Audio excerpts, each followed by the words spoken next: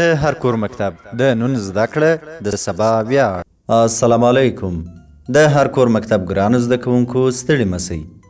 نن موږ د دوهم ټولګي د ریاضي مضمون د دوهم فصل د هغو مهمو موضوعاتو په اړه خبرې کوو چې د عددونو، جمع، تفریق او مقامي قیمت په اړه ستاسې په پوهه کې زیاتوالی راولي.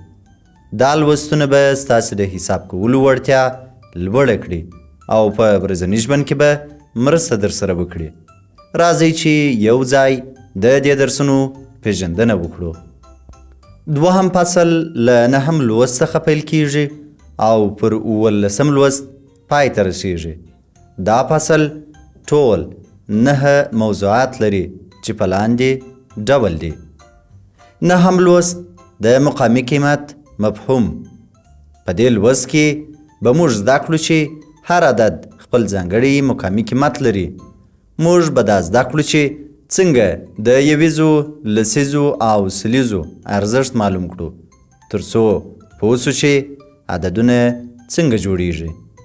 لسم لوست تر 90 پورې د اعدادو جمع کول.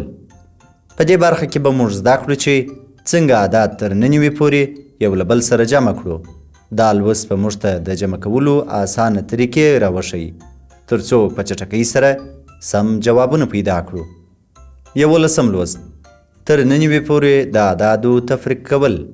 دلته به موږ زده کړو چې څنګه تر 90 پورې اعداد تفریق کړو.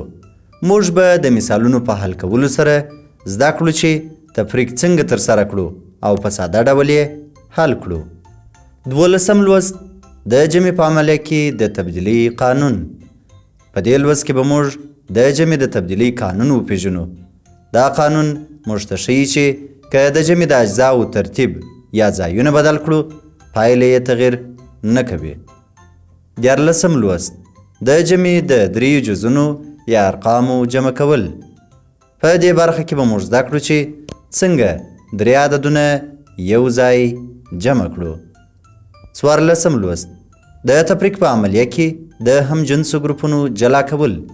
په دې لوست کې به موږ زده کړو چې څنګه د تفریق پر مهال د همجنسو ګروپونو جلا کول سره کړو، لکه لسیز له لسیز او یویز له یویز څخه جلا کول او همدارنګه قلم او قلم او کتاب او کتاب جلا کول. 15 لوست د تفریق عبارتي سوالونه. دلته به موږ عملي سوالونه حل کړو چې د تفریق له لارې د ورځني ژوند ستونزې حل کړو. موږ به عبارتي سوالونه ولولو، حل به یې کړو او د تفریق مهارتونه به مو قوي سي. 14 لوست د جمع او تفریق ترمنځ اړیکه. په دې برخه کې به موږ زده کړو چې جمع او تفریق له یو بل سره څنګه اړیکه لري. 15 لوست د جبت او طاق عددونو پېژندنه. په دې لوست کې به موږ زده کړو چې جبت او طاق عددونه څه شي دي.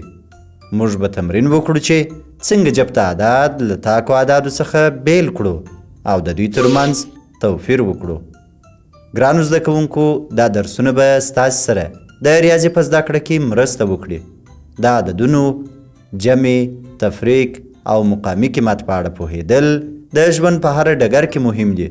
زه باور لرم چې تاسې به دا لوستونه په مینه او هڅه سره تعقیبوئ. په مخه مو ښه.